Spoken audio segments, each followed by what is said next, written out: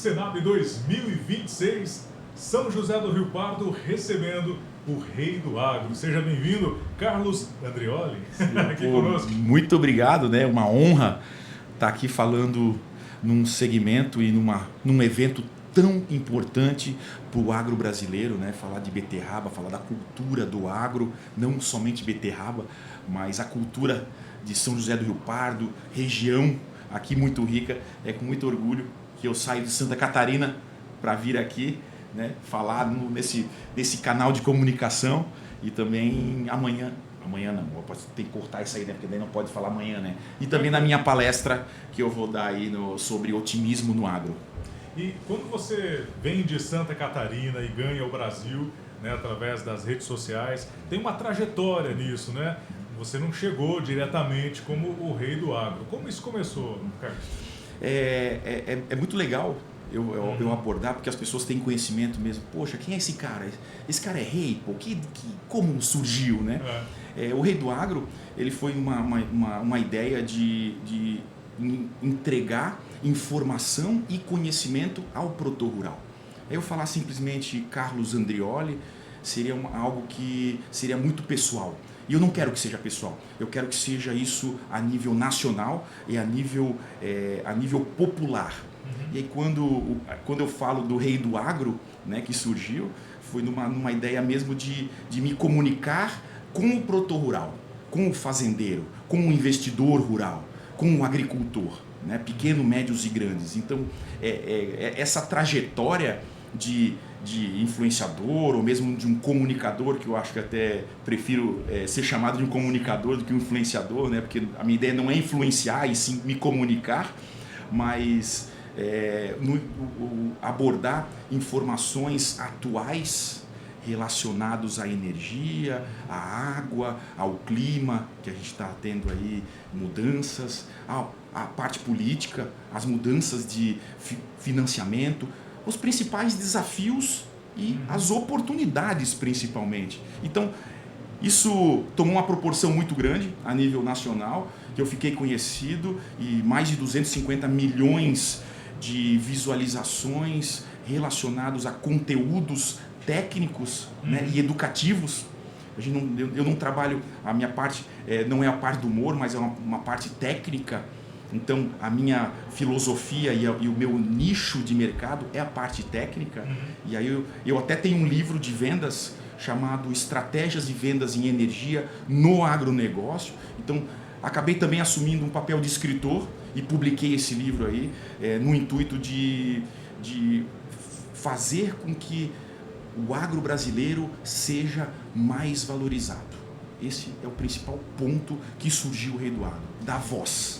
E você percebendo essa, até a gente dizia isso nos bastidores aqui antes, essa falta de comunicação, uma comunicação mais profissional, mais clara, mais transparente, traduzindo para que aqueles que ouvem e assistem, né, possam entender. Esse foi o principal foco, Carlos, na sua trajetória de preparar esse conteúdo, preparar essa estratégia de chegar na audiência? Foi sim. Foi eu entender o produtor rural, né?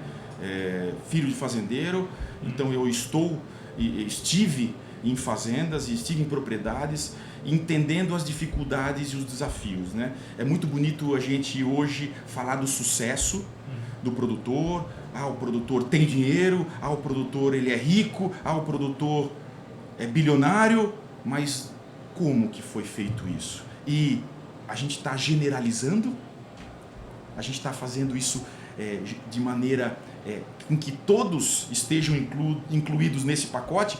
A gente está vendo que não, né? A gente está vendo que as dificuldades que o setor enfrenta, mas além das dificuldades, eu nunca foquei no problema. A gente tem que dar solução. Tivemos várias fases, tivemos várias políticas, tivemos várias taxas, vários financiamentos, vários climas, tivemos todo tipo de problema. Água, energia, crédito, mas e a solução? A gente vai deixar de produzir, a gente vai deixar de fazer acontecer, de valorizar o agro, desistir? Esse não é esse não é o forte do nosso agro brasileiro, né? E é isso que como uma comunicação ela se tornou muito grandiosa e importante para o setor, para a gente não ter mais erros de entendimentos que o agro é tóxico, que o agro mata, que o agro é desmatamento, que o agro é fogo, isso são tudo erros. Qualquer setor tem problema, qualquer setor tem o seu lado ruim, mas somos o país com a melhor legislação do mundo, somos o país que mais preserva no mundo e o povo é muito trabalhador. Isso a gente sabe muito bem. Tem que tomar um cuidado para não cair naquele risco de se apegar à reclamação e, como você disse, não ficar preocupado em buscar soluções, mas apenas entrar naquele ciclo, né, de reclamação, tristeza, que muitas vezes a gente acaba identificando não só no setor agro, mas em vários setores. Quando você pergunta, e como é que tá? Não, tá difícil, o Brasil é complicado, não é assim que funciona e tudo mais. Então, quando chega alguém com essa disposição, com motivação, realmente tem que ser muito bem recebido, né? Tem que realmente fazer essa diferença.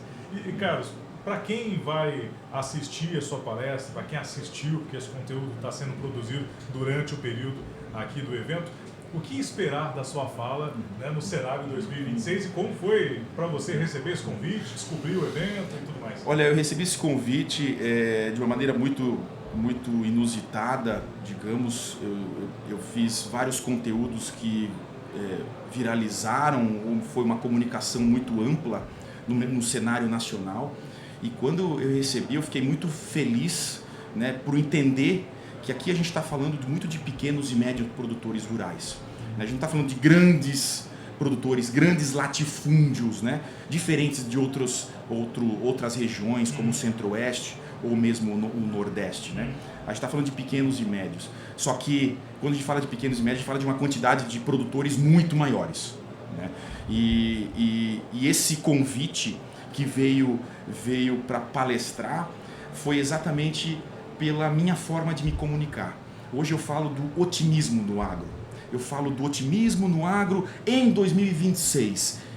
E a gente fala de oportunidades. Se for para abordar desafios, todos já sabemos. O mercado já sabe. Então a gente vai falar assim, poxa, a gente vai pensar o seguinte, como que a gente vai resolver? E hoje é focar na solução mesmo. Né? Então, um convite para vir aqui para São José do Rio Pardo. É minha primeira vez na cidade, na região aqui.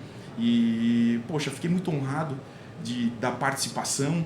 Fiquei muito honrado dos meus amigos primos agros também estar aqui. O próprio, como é que é o outro? Eu esqueci o Rufino, Geraldo Rufino, um grande palestrante que eu já tive a oportunidade de estar do lado dele, nunca no mesmo palco, mas eu fico muito feliz mesmo da gente conseguir e de dar voz para quem está precisando escutar. Né? Então, eu vou mostrar a realidade, mas uma realidade com o otimismo brasileiro.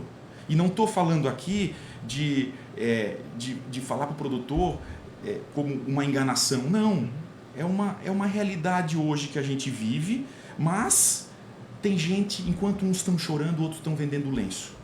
Tá? E o nosso mercado do agro ele precisa estar escutando e fazendo e acreditar. Porque se tem um povo com fé, é o produtor rural. Se tem um povo que acredita em Deus, é o produtor rural. Não que os outros não sejam, tá? Não que os outros não sejam, mas o produtor rural, ele tem que acreditar. Tem que acreditar para chover, tem que acreditar para dar sol, tem que acreditar para ter energia, tem que acreditar para ter água, tem que acreditar em tudo. Né? É isso que é o principal. Está completamente atrelado à fé ali, né? Ela que faz caminhar. E o otimismo e a fé caminham. Exato, a esperança, o otimismo, a fé, isso aí são tudo motivações que o produtor rural ele precisa ter. Né? A gente vê muitos ataques, o que a gente quer é mitigar esses ataques, eliminar esses ataques. E sim mostrar a realidade, mostrar como que hoje é tratado e mostrando que está fazendo. Né? Poxa, tem problema? Tem, mas eu não vou deixar de produzir. Porque o Brasil alimenta 11% da população mundial de alimentos. Então, olha a importância que o Brasil tem para o mundo. A gente tem que olhar com outros olhos, a gente tem que olhar. Que bom. Carlos, prazer falar contigo. Eu sei que você tem aqui não só esse compromisso da sua palestra especificamente, mas aqui durante a visita, nos estandes, conhecendo as pessoas, os parceiros, né, desse Senado, você está sendo recebido e, claro, compartilhando, recebendo muitas informações. Foi um prazer enorme falar com você rapidamente aqui no nosso podcast e desejamos muito sucesso para você nessa jornada de comunicador, né, que transpassa além das palavras, né, essa boa energia para todos que te acompanham. Parabéns. Muito obrigado, né? Obrigado pela oportunidade de estar falando aqui aos telespectadores. O importante aqui é a gente ser otimista. Não vamos deixar de acreditar no nosso agro e nem deixar aqui de produzir. É isso aí. Obrigado. Maravilha, fechou.